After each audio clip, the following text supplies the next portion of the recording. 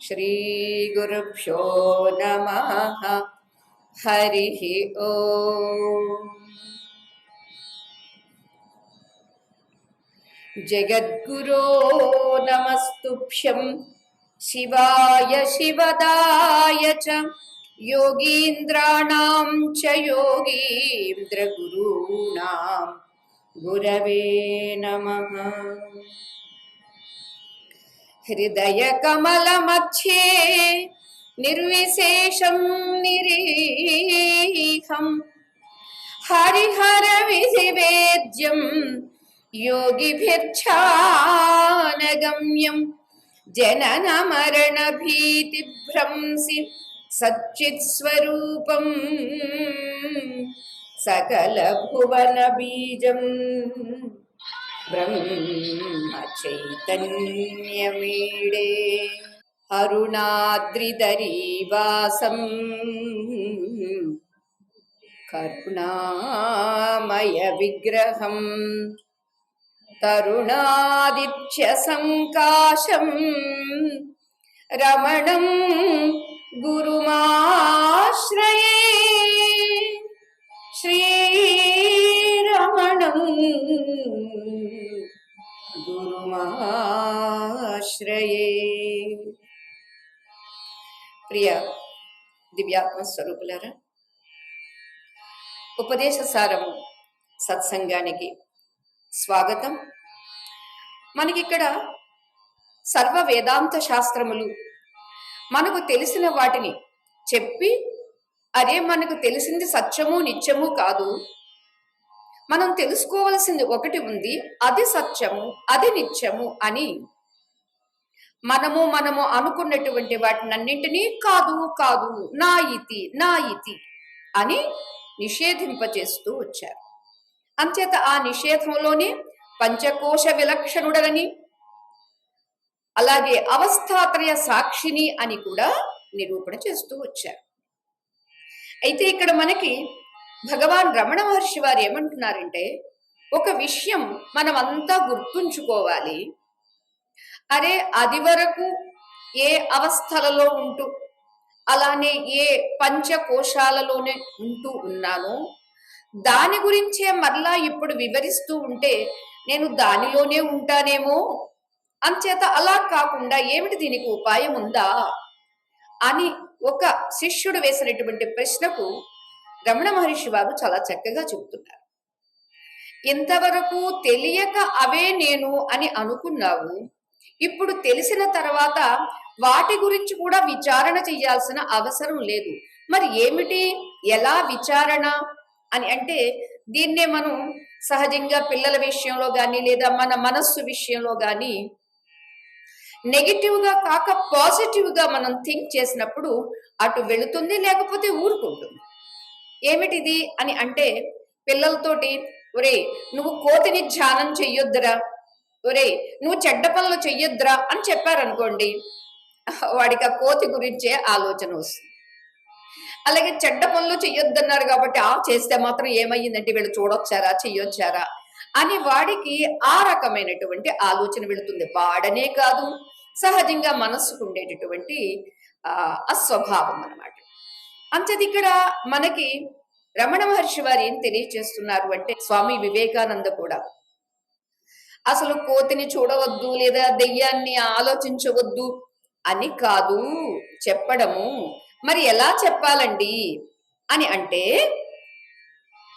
నీకు ఏదైతే చెయ్యాలనుకుంటున్నావో, నీకు ఏదైతే కావాలనుకుంటున్నావో దాని గురించే ఆలోచన చెయ్యి. రాముడి గురించే చింతించు, లేదా చదువుకునే విద్యార్థి ఒక చరిత్ర వీరులైనటువంటి వారి గురించి, లేదా ఒక మన భారతదేశంలో ఉన్నటువంటి మహోన్నతులు మహానుభావులు ఎందరెందరో ఉన్నారు, వాళ్ళ గురించి ఆలోచన చెయ్యి అని చెప్పినప్పుడు వాళ్ళ గురించి ఆలోచన చేస్తాడా, మంచిదే. సపోజ్ చెయ్యకపోయినా కూడా నష్టం ఏమీ లేదండి, లాభము ఉండదు, అలాగని నష్టం కూడా లేదు. అందుకనే మనకి ఇక్కడ రమణ మహర్షి వారు అంటున్నారు, ఎంతవరకు జాగ్రత్త స్వప్న సుషుప్తి అవస్థలలో, ఈ 3 అవస్థలలో ఉండేటటువంటి ఎన్నో రకరకాల అవస్థ, ఇంట్లో సమస్య అవస్థ, శరీరంలో రోగము అవస్థ, మనస్సులో దిగులు అవస్థ, అలాగే రోగావస్థ, యోగావస్థ, భోగావస్థ, ఇలా చాలా రకరకాలు ఉన్నవి.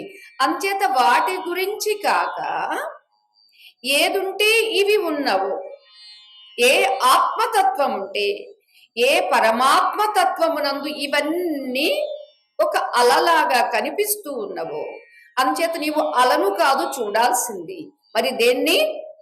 అఖండమైనటువంటి అనంతమైనటువంటి సాగరాన్ని వీక్షించు. అలానే అనంతమైనటువంటి నీ స్వరూపం మీద దృష్టి పెట్టు. నీ స్వరూపం కాని వాటితోటే, కాని వాటిలోనే తిరుగుతూ వచ్చావు ఇంతవరకు. అంచేత ఆ నెగిటివిటీ కాక, వాటి గురించి చింతన కాక, ఆత్మ గురించి చింతన చెయ్యి. ఎందుకు ఇదంతా చెబుతున్నారు? సాక్షివని, విలక్షణుడవని. అంచేత సాక్షితత్వం మీదే దృష్టి పెట్టు, విలక్షణత్వం మీదే నీ యొక్క దృష్టి పెట్టు అని మనకి ఇక్కడ తెలియజేస్తున్నారండి. అలా చెయ్యడం ద్వారా ఏమవుతుందంటే మన ఉనికికి మనం చేరువవుతాము, మన స్వరూపానికి మనం ఇంకా దృఢపరచుకోగలం అనమాట. అంచేత దృఢపరచుకోవడం మన లక్ష్యం ఏమిటి? మనం ఎవరమో మనకి తెలియాలి, మన స్వరూపం మీద మనం నిలవాలి. అంచేత వీటి గురించి కాక తెలుసుకోవడం మంచిదే. మనకి తెలిసి ఉన్న వాటి నుండి తెలియని దాని మీదకి వెళ్ళడమే అధ్యయనము లేదా అధ్యాపన. టీచింగ్ మెథడ్ అదే కదండి. తెలిసిన దానితో తెలియని దానిని నేర్పించడం. మనందరికీ జాగ్రత్త, స్వప్న, సుషుప్త అవస్థలు తెలుసు. అన్నమయ, ప్రాణమయ, మనోమయ, విజ్ఞానమయ, ఆనందమయ కోశముల గురించి తెలుసు. శరీరం గురించి తెలుసు, ఇంద్రియాల గురించి తెలుసు, ప్రాణం గురించి తెలుసు, మనస్సు గురించి తెలుసు, బుద్ధి గురించి తెలుసు. తెలియదు అనేటటువంటి అజ్ఞానం గురించి కూడా మనకు తెలుసు.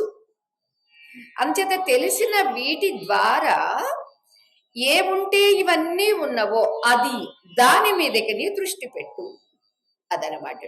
అంచేత తెలిసిన వాటిని విడిచిపెట్టేసే. తెలిసిన వాటిని విడిచిపెట్టడం అంటే దాని మీద దృష్టి లేకపోవడమే. విడిచిపెట్టడం అంటే ఎక్కడికి పారిపోవాలండి, ఏం చెయ్యాలండి? ఆహాహా, కానే కాదు. దృష్టి అంతా ఆధారమై ఉన్నటువంటి ఆ తత్వముపై, ఏది కారణంగా ఉందో కారణమైనటువంటి ఆ తత్వంపై నీ దృష్టి పెట్టు అని ఇక్కడ మనకి తెలియచేస్తున్నారు. అలా ఎప్పుడైతే మనం చెయ్యగలిగామో అప్పుడు మనం పంచకోశాల నుండి విడివడగలము అని అంటున్నారు. తద్వారా ఏం తెలుస్తుందండి? శరీరము గాని, ప్రాణము గాని, మనస్సు గాని, బుద్ధి గాని, ఇంద్రియాలు గాని, అజ్ఞానం అనేటటువంటిది గాని ఇవేవి నేను కాదు. మరి ఎవరిని నేను? ఏకత్వమైనటువంటి తత్వమును నేను, సత్యస్వరూపాన్ని నేను. మరి మిగిలినవన్నీ ఎందుకు కాదంటున్నారండి అని అంటే అవి జడములు కాబట్టి, అవి జడమైనటువంటిది ప్రతి ఒక్కటి అసత్తు కాబట్టి అని మనకు వివరించారండి. ఇక ఈరోజు ఏం తెలియచేస్తున్నారు అని అంటే, సత్వభాసికా చిత్వవేతరా, సత్వభాసికా చిత్వవేతరా, సత్తయా హి చిత్ చిత్తయాహ్యహం, సత్తయా హి చిత్ చిత్తయాహ్యహం, కర్తురాజ్ఞయా ప్రాప్యతే ఫలం, కర్మ కిం పరం కర్మ తజ్జడం. 23వ శ్లోకంలో ఏం తెలియచేస్తున్నారు అంటే, సత్తు అనేటటువంటి తత్వాన్ని తెలియచేయడం కోసం చిత్తు అనేటటువంటిది ఏమైనా వేరుగా ఉందా ఏమిటి? వేరుగా ఏమీ లేదు. మరి ఏమిటది? సత్తాయే చిత్తత్వం, చిత్తత్వమే అహం, నేను అనేది సింపుల్ గా చెప్పారండి. సత్వ, సద్వస్తువుని, భాసిక, ప్రకాశింపచేసేటటువంటిది, చిత్, చైతన్యం ఏదైతే ఉందో, ఇతర, వేరుగా, ఎక్కడ, వా అయినా ఉన్నదా అంటే చిత్వాన్ని తెలియజేయడానికి వేరే సత్వం ఏదైనా ఉందా ఏమిటి? లేనే లేదు. సత్తయాహి చిత్, సత్తే చిత్. అందుకనే ఓం తత్సత్ అని మనం అంటుంటామండి. గీతలో కూడా చెప్తారు, ఈ ఓం తత్సత్ అనేటటువంటి ఈ 3 అక్షరములు, 3 పదముల ద్వారా మనం పలికినటువంటి అపశబ్దాలు కానీ, అలానే మనం చేసినటువంటి క్రియలలో లోపం కానీ, వీటన్నింటినీ అది సవరిస్తుంది, సర్దుబాటు చేసుకుంటుంది అన్నారండి. ఓం అంటే సరే భగవత్ స్వరూపము, భగవన్నామం. తత్, ఆ ఓంకారం ఏమిటండి? అది అది ఏమిటండి? సత్ అండి. సత్ అంటే ఏమిటండి? చిత్ అండి. చిత్ అంటే ఏమిటండి? నేను. ఇది మనకు అర్థమైంది అనుకోండి, ఇంకా చేసేది ఏమీ లేదండి, అంతా చూసేదే. అంటే మేము ఇప్పుడు చూడటం లేదా ఏమిటండి? చూస్తున్నామండి. చూసే దానిలో మార్పు వస్తుందండి. ఎలా అంటే చిన్నపిల్లలు చూస్తారు చూడండి, అలా. రమణ మహర్షి చూస్తారు చూడండి, అలా. వివేకానంద స్వామి చూస్తారు చూడండి, అలా. శంకర భగవత్పాదులు వారు, ఆశ్చర్యం ఏంటంటే అండి, వారిని ఇప్పుడు ప్రత్యక్షంగా కాకపోయినా వారి ఫొటోస్ చూస్తుంటేనే ఒక విలక్షణత్వం, ఒక తేజస్సు, ఒక కాంతి, ఆ దృష్టిలో అంతా ఉన్నది ఒక్కటే అనేటటువంటి బ్రహ్మ దృష్టి, జ్ఞాన దృష్టి మనకి ఫొటోస్ నుండే అలా కనిపిస్తుంది. అంటే ఇక ప్రత్యక్షంగా చూసినటువంటి వారికి ఆ ప్రభావాన్ని ఎలా వాళ్ళు అనుభూతి పొంది ఉంటారు అనేది మనం ఊహిస్తేనే చాలా ఆశ్చర్యం. అంచేత మనకి కూడా ఏ దృష్టి రావాలంటే ఏ దృష్టి వస్తుందండి? రావాలండి అని అనుకుని చిన్నపిల్లల దృష్టిలాగా చూద్దామని నటన కాదండి. ఎప్పుడైతే కారణంపై మన దృష్టి వెళుతుందో కార్యం మీద దృష్టి మళ్ళుతుంది. ఎప్పుడైతే సాక్షి మీదకు మన లగ్నం లేదా మన ధ్యాస మళ్ళుతుందో అప్పుడు బాహ్యంలో కనిపించేటటువంటి ఏ అవస్థ అయినా కావచ్చుగాక, అవస్థల మీద నుంచి దృష్టి లేదా ధ్యాస మళ్ళుతుంది. అలా మళ్ళినప్పుడు ఎలా ఉంటుందండి ఆ చూపు? చంటి పిల్లవాడి చూపులా ఉంటుంది. అదే జ్ఞాని యొక్క చూపు, దృష్టి కూడా అని చెబుతున్నారు. అంచేత సత్తయాహి చిత్ అహం చిత్తయాహి, సత్తే చిత్తు, మరి ఆ చిత్తే నేను, చిత్తు తప్ప మరి వేరే ఏమున్నది గనుక అని ఇక్కడ మనకి తెలియచేస్తూ ఉన్నారండి. ఇక దీని వివరణకి మనం వెళదాం. ఒకసారి ముగ్గురు లేడీస్ చెన్నై నుండి వచ్చారు భగవాన్ రమణ మహర్షి వారి దగ్గర. దానిలో పాపం ఒక ఆమె భర్త ఫ్లైట్ యాక్సిడెంట్లో మరణించారండి. వచ్చిన తర్వాత ఆమె పాపం దిగులుగా మహర్షి వారిని ఒక ప్రశ్న వేసింది. ఏమిటి అంటే, భగవన్ పునర్జన్మ ఉన్నదా అని అడిగిందండి. దానికి మహర్షి వారు ఏమంటారు అంటే, అసలు జన్మ అంటే ఏమిటో తెలుసా అమ్మా నీకు? పునర్జన్మ గురించి నీవు ప్రశ్నిస్తున్నావు అని అడిగారు. ఆమె ఏమంటుంది అంటే, అవును తెలుసు, నేను ఇప్పుడు ఉన్నాను అనేది నాకు అనుభవమే, అవును జన్మ ఉన్నది కదా, అంతేకాదు ఈ జన్మలో నిన్నటిది ఈ రోజు, ఈ రోజుది రేపటికి అని అందండి.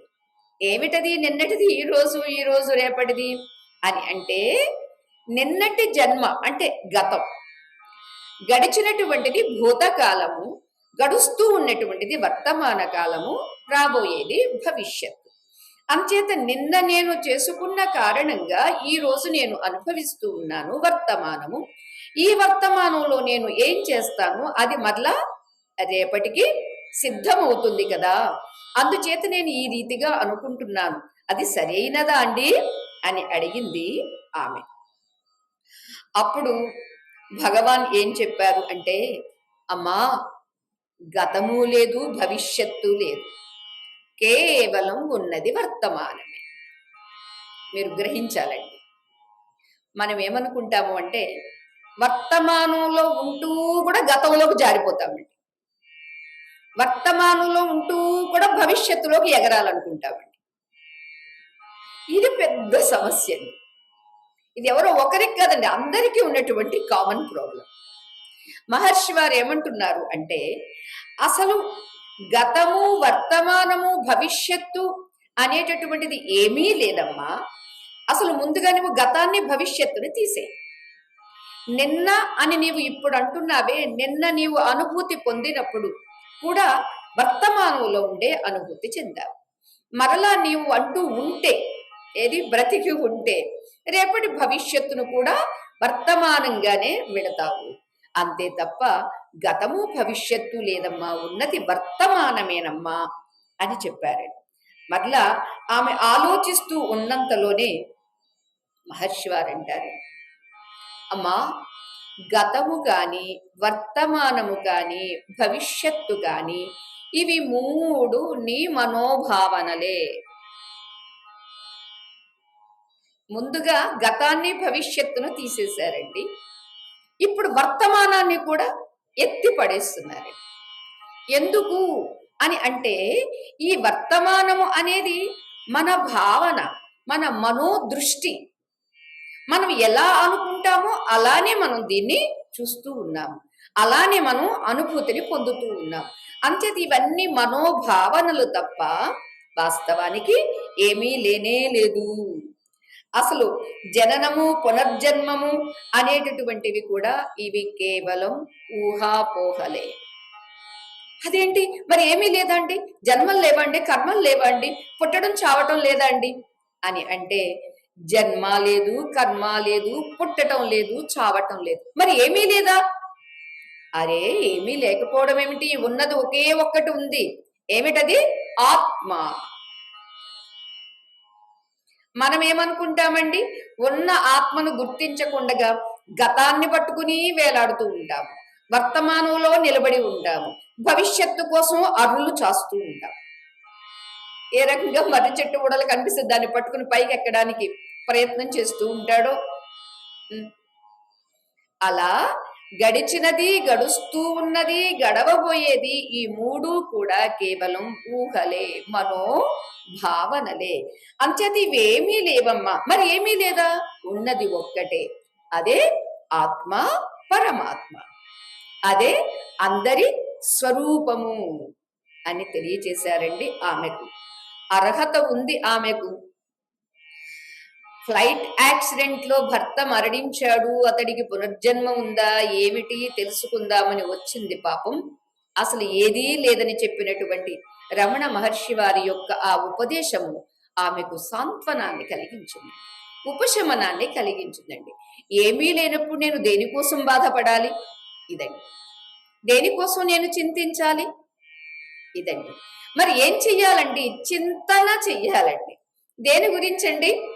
భర్తగా ఉన్నది, భార్యగా ఉన్నది, వ్యక్తిగా ఉన్నది. ఏమిటది? అనంతమైన శక్తి తప్ప మరొకటి లేదు అనే ఆత్మచింతనలో ఈ చింతలన్నీ దూరమైపోతాయి. ఆ తల్లి గ్రహించింది, ముగ్గురు మరలా తిరిగి వెళ్ళిపోయారు. మరి మనం కూడా అలా గ్రహించగలిగితే మహర్షి వారు ఇచ్చేటటువంటి ఉపదేశ సారాన్ని మనం స్వీకరించినటువంటి వాళ్ళము అవుతామండి. అంతే ఇక్కడ ఏం చెప్తూ ఉన్నారంటే, నేను అనేటటువంటి సద్వస్తువు ఏదైతే ఉందో ఆ సద్వస్తువు మనకన్నా అన్యం కాదు, అనన్యము, అదే నేను. అంతే తప్ప ఇది నేనుగా కానే కాదు. అది అని ఎందుకు తెలియచేస్తున్నాము, ఎందుకు దూరంగా ఉన్నదానిగా చెబుతున్నారు అని అంటే, ఇంతవరకు తెలియలేదు, కనిపించే ఇది నేనుగా అనుకున్నాము కాబట్టి, కనపడనది అదేదో మనకెందుకులే అని అనుకుంటున్నాము కాబట్టి, కాదు కాదు కనిపించేది ఇదేది. అందుకనే తెలియబడింది కానీ, గ్రహింపబడింది కానీ, చూడబడింది కానీ ఇదేది కూడా సత్యం కాదు, నిత్యం కాదు. ఏ దృశ్యం తన్నస్యం. ఏదేదైతే నీకు తెలియబడుతుందో అదంతా నశించేదే తప్ప సత్యము శాశ్వతము కాదు. అంచేత నీవు దృష్టి ఎక్కడ పెట్టాలి? సత్యమైన దాని యందు పెట్టాలి, శాశ్వతమైనటువంటి తత్వమందు పెట్టాలి అని ఇక్కడ తెలియచేస్తున్నారండి. ఒకసారి బాగా చదువుకున్నటువంటి ఉత్తర భారతీయుడు మహర్షి వారి దగ్గరికి వచ్చాడు. ఇంగ్లీష్లోనే ప్రశ్న వేస్తూ ఉన్నాడు. మహర్షి వారికి ఇంగ్లీషు, తెలుగు, తమిళం, మలయాళం అన్ని భాషలు వచ్చాయి. అంటే ఇవి నేర్చుకుని వచ్చినవా అంటే ఆత్మజ్ఞానం కలిగినప్పుడు రానిదేమిటండి, తెలియనిదేమిటండి? ప్రధానంగా మనస్సు మనస్సులో భావాలనే వ్యక్తి భాషతో మాట్లాడుతూ ఉంటాడు. భాష భాషకి ఆవల ఉన్నటువంటిది భావన అయితే, భావనకి ఆవల ఉన్నటువంటిది ఆత్మతత్వం. అంచేత ఆత్మతత్వానుభూతిలో ఉన్నటువంటి భగవాన్ రమణ మహర్షి వారు వాళ్ళు ఏ భాషలో ప్రశ్నించినా వారికి సమాధానం చెప్పేవారు. సరే, ఎందుకు ఆయన వచ్చి ఏమన్నాడు అంటే, మహర్షి, ఈ విశ్వానికి మూలమేమిటి, ఈ విశ్వానికి కారణమేమిటి, అది తెలుసుకుందామని వచ్చాను నేను అన్నారు. అంటే అప్పుడు దానికి మహర్షి వారు అన్నారు, అవును కానీ నీకేం సమస్యలు లేవా అన్నారండి. ఎలా ఉంటుందంటే, అన్నీ తెలిసినటువంటి వాడికి అన్నీ ఒక విలాసంగా, ఒక వినోదంగా, ఒక పరిహాసంగానే అనిపిస్తాయండి. ఒకసారి పరమాచార్య స్వామి వారి దగ్గరికి, ఇది కంచి కామకోటి పీఠాధిపతులు జగద్గురు శ్రీ శ్రీ శ్రీ చంద్రశేఖరేంద్ర సరస్వతి మహాస్వామి వారి దగ్గరికి ఒక పండితుడు వచ్చారండి. ఏమంటారు అంటే, నేను రామాయణం, భారతం, భాగవతం అన్ని ప్రవచనాలు చెప్పగలను, అంచేత నాకు ఇక్కడ ఈ కాంచీపురంలో ప్రవచనాలు చెప్పడానికి నాకు అవకాశం కల్పించండి అని ఆయన కోరారు. సరే అలాగే చెబుదాము అని అన్నారండి. అక్కడ ఉన్నటువంటి భక్తులతో చెప్పారు. వాళ్ళు ఏదో ఎక్కడో ఏర్పాటు చేశారు. 3 రోజులు గడిచిన తర్వాత ఆయన వచ్చారండి. ఏమన్నాడు అంటే, పాపం మొదటి రోజు 50 మంది వచ్చారు, రెండో రోజు 10 మందే వచ్చారండి, మూడో రోజు 3 వచ్చారండి. పాపం ఇంకా అలా అయ్యేసరికి ఆయన 4వ రోజు చెప్పకుండా వచ్చేసాడు పరమాచార్య స్వామి. వచ్చేసి, అయ్యా ఏమిటి ఎంత అన్యాయం, కాంచీపురంలో ఎవరికి భక్తి లేదు, ఎవరికి శ్రద్ధ లేదు, ఎవరు వచ్చినటువంటి వాళ్ళు కూడా మర్నాడు తగ్గిపోయారు 3 రోజుల్లో, ఏమిటిది అని అన్నాడు పాపం. దానికి పరమాచార్య స్వామి ఎంత చక్కగా జోక్ వేశారంటే, అయ్యో నీకు 3 వచ్చారు కదా, మొదటి రోజు 50, రెండో రోజు 10 మంది, మూడో రోజు 3 వచ్చారు కదా, నువ్వు చాలా గొప్పవాడివయ్యా. ఎందుకో తెలుసా, అంతటి శ్రీకృష్ణ పరమాత్మ చెబితే ఒక్కడే విన్నాడయ్యా. ఎవరండి ఆ ఒక్కడు? ఎవరు? అర్జునుడు.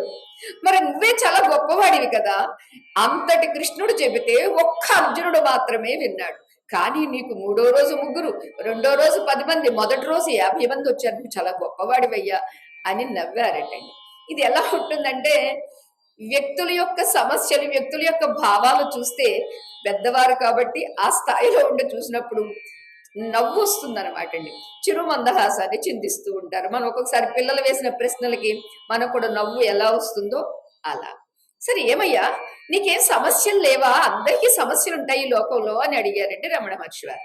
అంటే ఆయన అన్నాడు, ఉన్నాయండి, సమస్యలు లేక కాదు, ఆ సమస్యల్ని పోగొట్టుకోవడం కోసమని అసలు ఈ ప్రపంచానికి మూలమేమిటి, ఈ ప్రపంచానికి కారణమేమిటి అని తెలుసుకోవాలని నేను ప్రయత్నం చేస్తున్నాను అన్నాడు. అప్పుడు రమణ మహర్షి వారు అంటారండి, అసలు నీవు మొదటి నుంచి మొదలు పెట్టు. ఏమిటంటే, అసలు ఈ ప్రపంచానికి అంటావేంటి, ముందు నీ నుంచి మొదలు పెట్టు. అసలు నీకు జీవనం ఉందా, అసలు నీకు మరణం అంటూ ఉంటుందా, అసలు చైతన్యం అనేది ఉందా, దీని గురించి నీవు మొదలుపెట్టు నీకు సమస్యలు అంటూ ఉంటే. అంతేగాని ఎక్కడో ఉన్న ప్రపంచం గురించి ఎందుకు. చూడండి, మనం ఎంతసేపు లోకం మారిపోయిందండి, మనుషుల్లో అస్సలు అవగాహన లేదండి అని, మనం ఏదో పెద్ద మారిపోయినట్టుగా, మనలో ఏదో అవగాహన వచ్చేసినట్టుగా ఎంతసేపు ఇతరులు విమర్శిస్తూ ఉంటాడు, ప్రపంచాన్నంతా ఆరా తీస్తూ ఉంటాడు. అంచేది ఇక్కడ మహర్షి వారు అన్నారు, అరే ప్రపంచం గురించి ఎందుకు, నీకు సమస్య ఉంటే నీ జీవన సమస్య ఏమిటి, నీ మరణ సమస్య ఏమిటి, అసలు నీకు ఉన్నటువంటి చైతన్య స్ఫూర్తి ఏమిటి, దాని గురించి ఆలోచించు అన్నారు. అప్పుడు ఆయన అన్నాడు, సరే నాకేమనిపిస్తుందంటే, ఇప్పుడు నేనున్నాను కాబట్టి నేను జీవించి ఉన్నాను, మరి నేను జీవించి ఉన్నటువంటి నేను ఎప్పుడూ ఉండగలనా, మరి నేను ఎవరు అది తెలుసుకోవాలనుకుంటున్నాను అన్నాడు. ఓకే, నీవు జీవించి ఉన్నాను అని అంటున్నావే, పడుకున్నప్పుడు నీ దేహం ఏమవుతుంది, నిద్రలో గాఢ నిద్రలో ఉన్నప్పుడు నీ దేహం ఏమవుతుంది, నీకు ఒక అనస్థీషియా ఇచ్చినప్పుడు నీకేమవుతుంది నీ శరీరం. అందుచేత ఈ దేహము గురించి, దేహము కానటువంటి తత్వం ఏదైతే ఉందో దాని గురించి ఆలోచన చెయ్యి. అసలు ఎవరికి జీవనము, ఎవరికి మరణం, నీవు ఉన్నటువంటి స్థితి ఏమిటి, నీవు చైతన్య స్వరూపుడివి. చైతన్యాన్ని విస్మరించి నా బ్రతుకు, నా మరణము, నా చావు, నా దుఃఖము, నా కష్టము, నా సుఖము అని అనుకుంటున్నావు. వీటి గురించి కాదు. నేను ఉన్నాను ఉన్నాను అంటున్నావు, మరి ఆ ఉన్నాను అనే దానికి దాఖలా ఏమిటో గుర్తించావా అని అడిగారండి. అడిగితే నాకు తెలియటం లేదండి అంటాడు. అప్పుడు మహర్షి వారంటారు, నేను ఉన్నాను అనే దానికి దాఖలా ఏమిటి అంటే, శరీరము లేకపోయినా నేను ఉన్నాను అనే అనుభూతి నాకు ఉంది. ఇంకెంతకన్నా దాఖలా ఏం కావాలి? అనుభవాన్ని మించింది ఏమీ లేదు కదండి. అనుభవమే ప్రధానం. ఇది ఎలా ఉందంటే, ఒకసారి పాపం ఒక పెద్ద ఆయన, ఒక 90 ఏళ్ళు ఉంటాయి, ఆయన అనారోగ్యంగా ఉంటే ఆయన భార్య, పాపం అప్పటికి ఆవిడ 3వ భార్య, అంటే 3వ పెళ్లి చేసుకున్నటువంటి భార్య. సరే, అనారోగ్యంగా ఉన్నవాడిని రాయవెల్లూరు హాస్పిటల్లో అడ్మిట్ చేశారు. అప్పటికే నెల రోజులు అయిపోయింది. ఆయన స్పృహ రావట్లేదు, అలాగని చావటం లేదు. సరే, నెల రోజులు అయిపోయేసరికి డాక్టర్కి విసుగు వచ్చింది.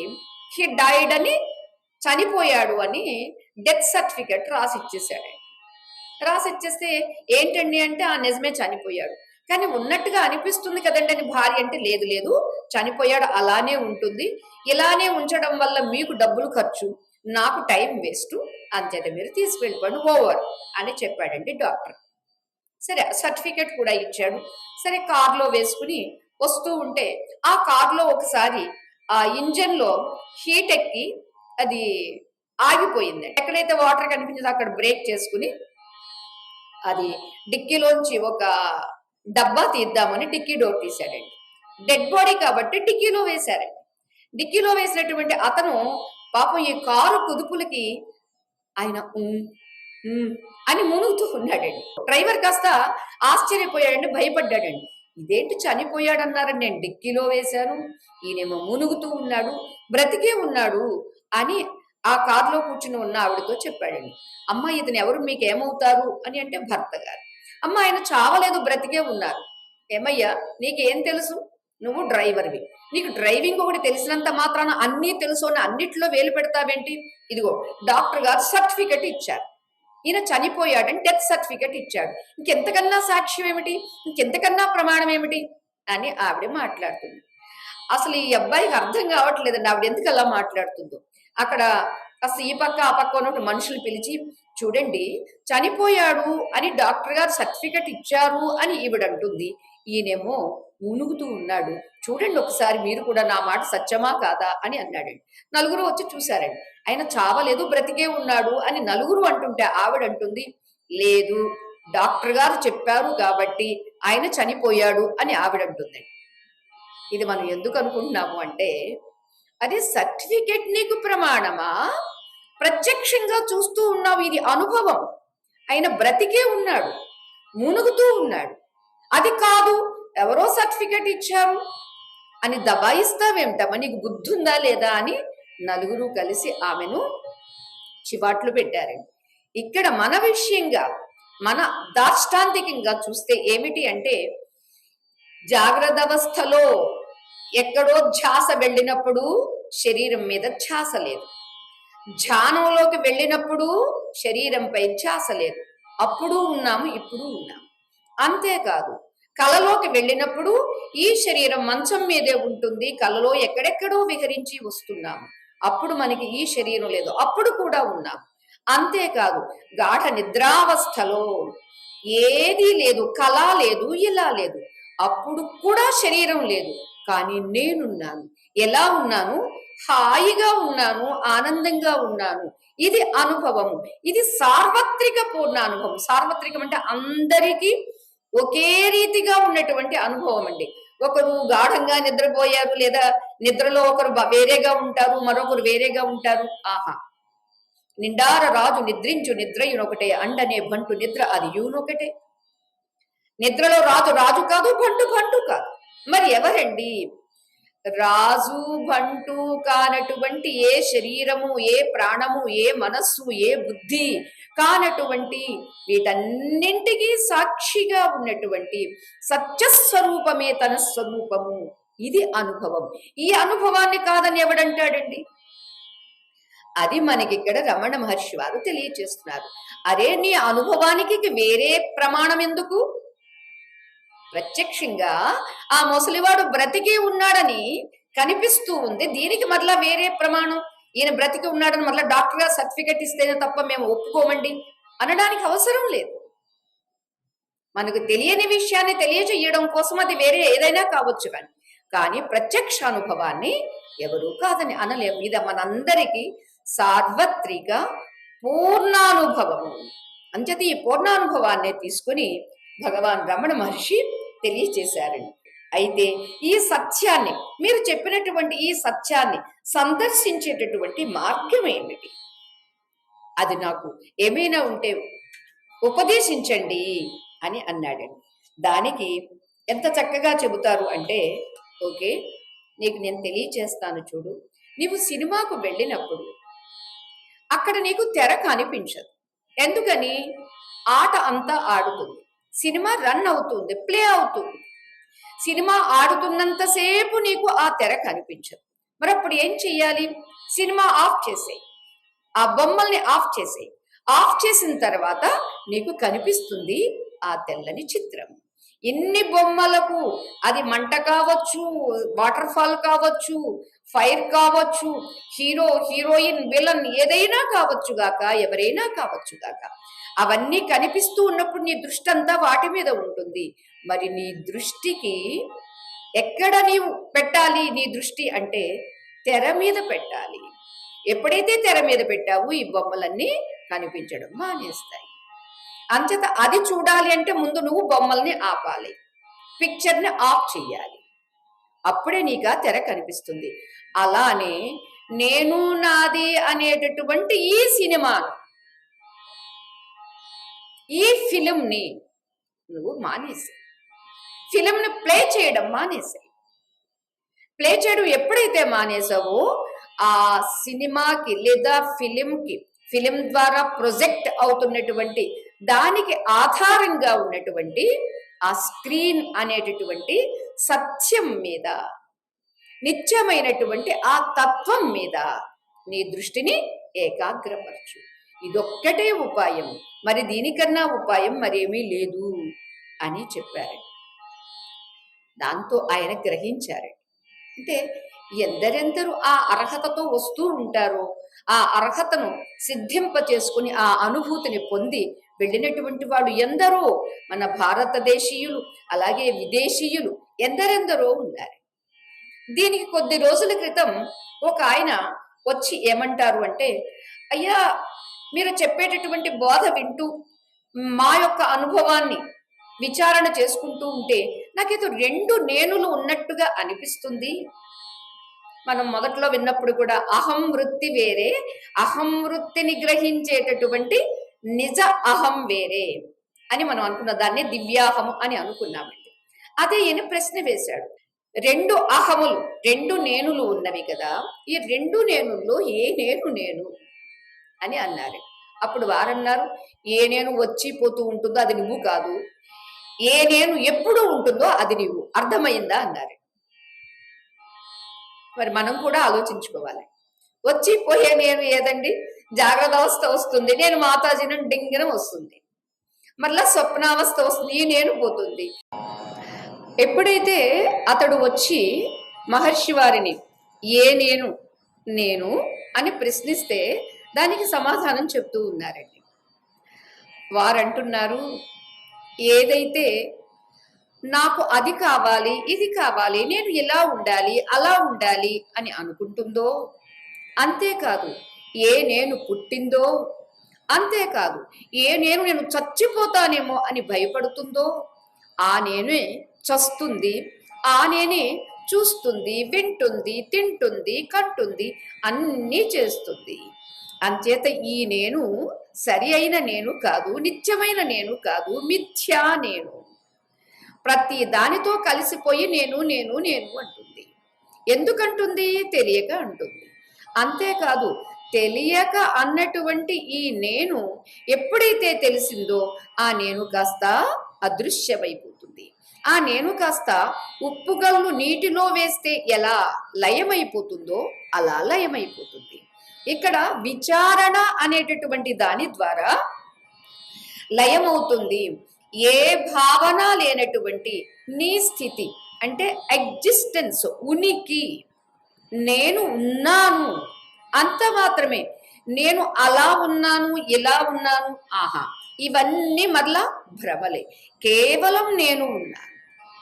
చూడండి, ఒక్కసారి ఈ మేనుతో కలిపి కాక, మనస్సుతో కాక, బుద్ధితో కాక, ప్రాణంతో కూడా కాక, ఏదిగా నేను ఉన్నాను అది నేను అనేటటువంటి ఆ దృష్టికి వెళ్ళినప్పుడు అంతవరకు నేను నేను నేను ప్రతిదానికి నేను, డింగర నేను, ఈ నేను నేను అనేదానికి అహంకారం.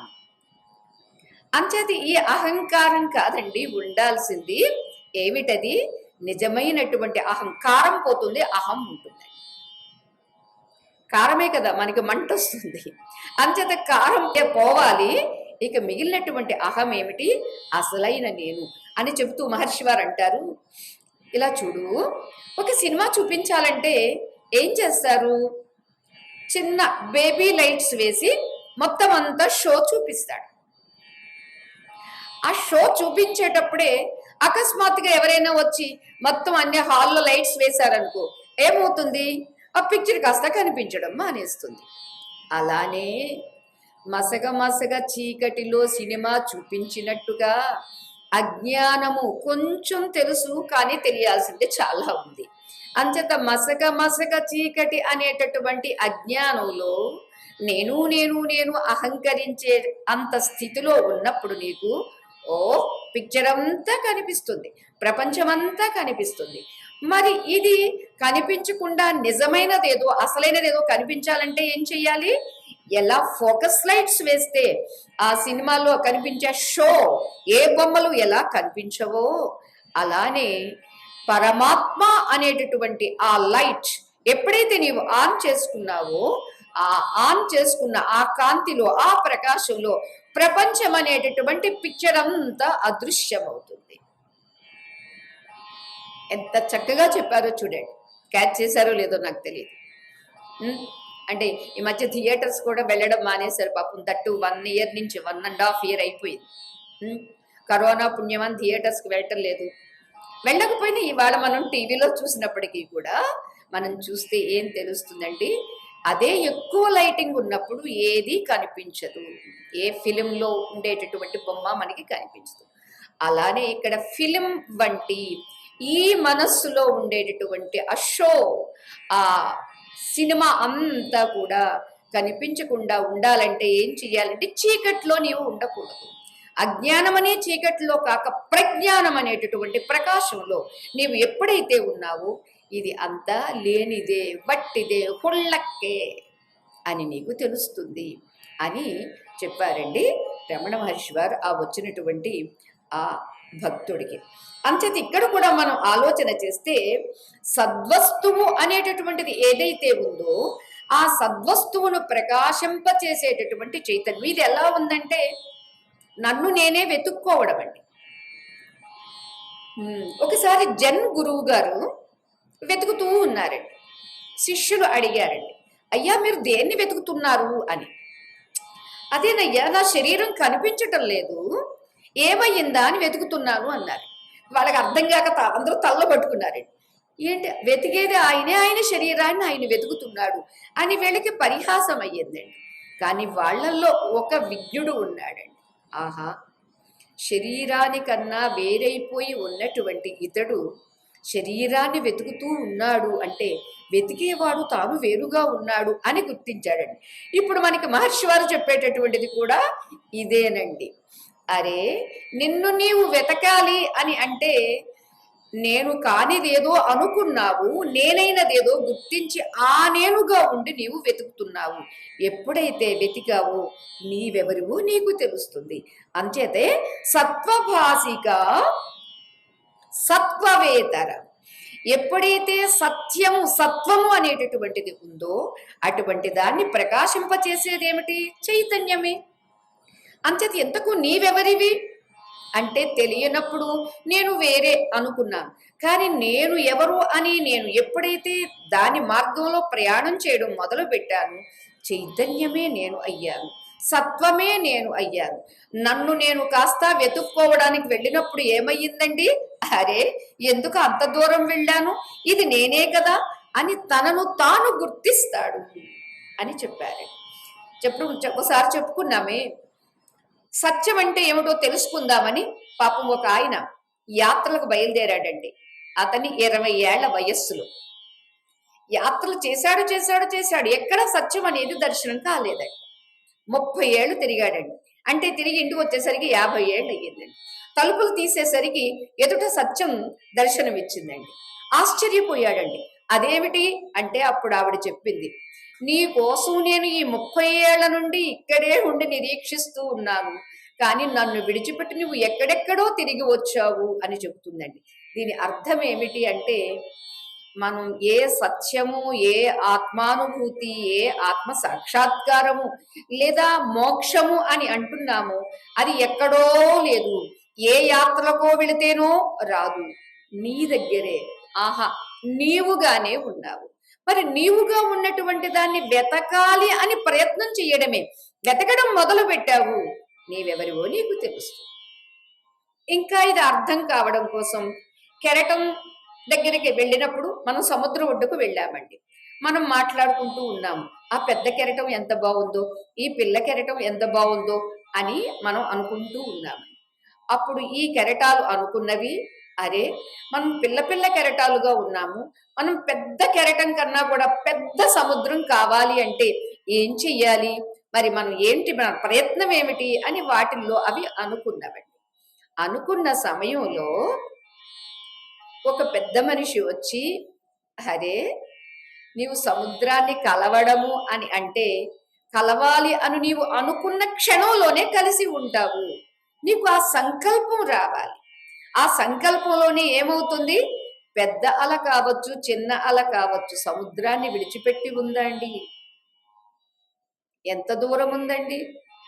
అంగుళం మేర, జానెడు మేర, మూరెడు మేర, ఆహాహా, అసలు ఏ మేర లేదండి. అసలు గ్యాపే లేదండి, వ్యవధినే లేదండి. వ్యవధి లేనటువంటి ఆ అలకు ఆ వచ్చిన పెద్ద మనిషి చెప్పారు, పిచ్చిదానా, సముద్రంలోనే నీవు ఉన్నావు, సముద్రంలోనే పైకి ఎగసి పడ్డావు, తిరిగి మళ్ళా సముద్రంలోనే పడ్డావు.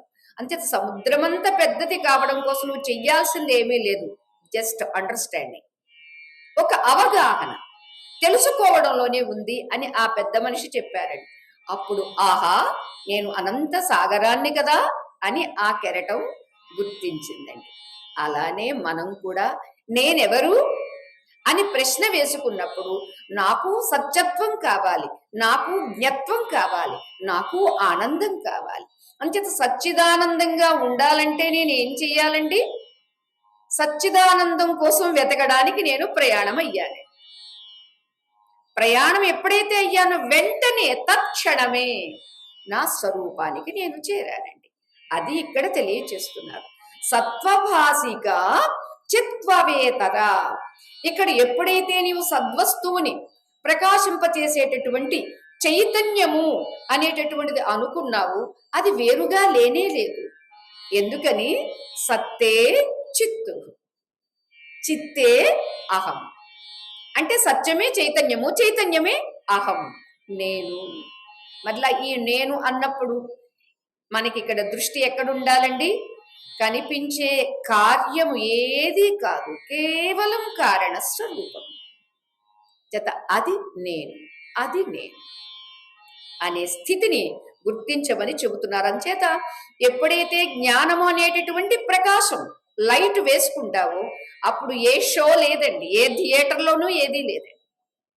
అలానే మనకిక్కడ ఆత్మస్వరూపము, ఆత్మ జ్ఞానము అనేటటువంటి ప్రకాశంలో ప్రపంచము అనేటటువంటిది ఏ షో లేదండి. ముందు నీ షో లేకుండా పోతుందండి. ముందుగా మన షోతోటే కదా అన్ని షోలు యాడ్ అవుతుంటాయి. అంచేత మన షో ఎప్పుడైతే లేదో మిగిలిన షోలు కూడా లేవు. మరి షోలు లేవు కానీ అసలు లేదా అండి అంటే షో లేదు, బట్ షైన్ ఇస్ దేర్. ప్రకాశము ఉంది, ఆ ప్రకాశమే నేను. ఉంది అంటే నాకన్నా వేరుగా కాదు, ఆ ప్రకాశమే నా స్వరూపం. అదే సత్వం, అదే చిత్వం, ఆ చిత్వమే అహం, నేను అని తెలియచేశారండి.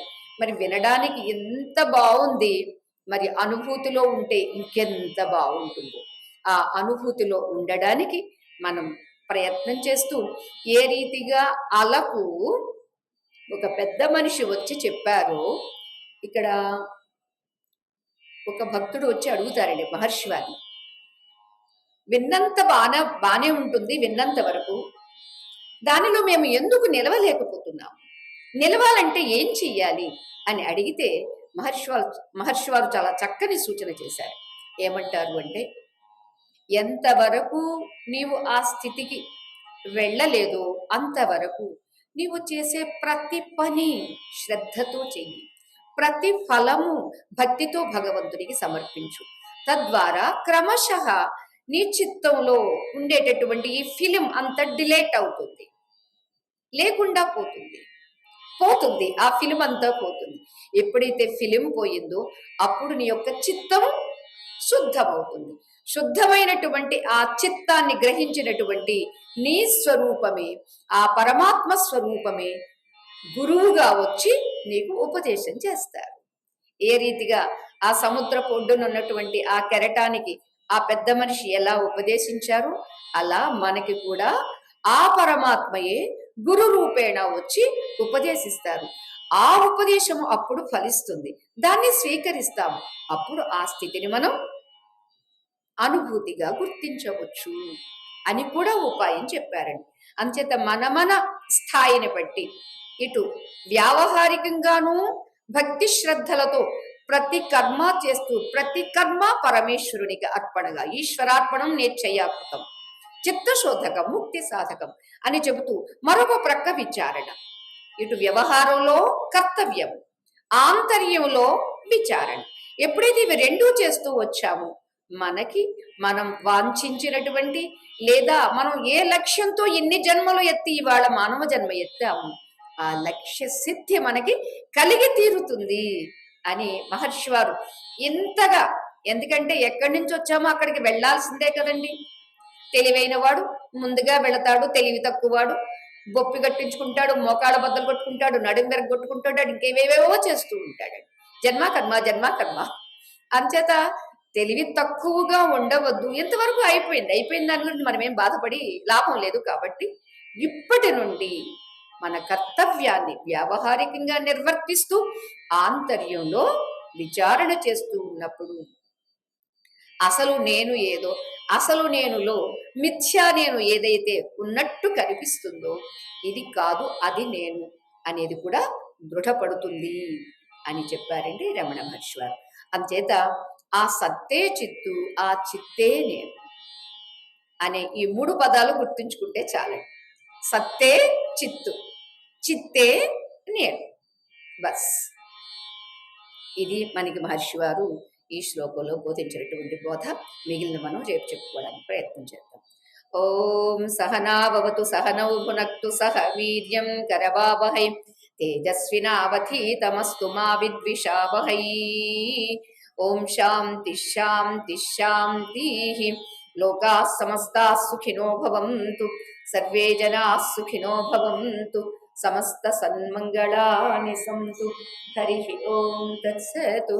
శ్రీ గురుభ్యో నమః. హరి ఓం. జయ రాధ.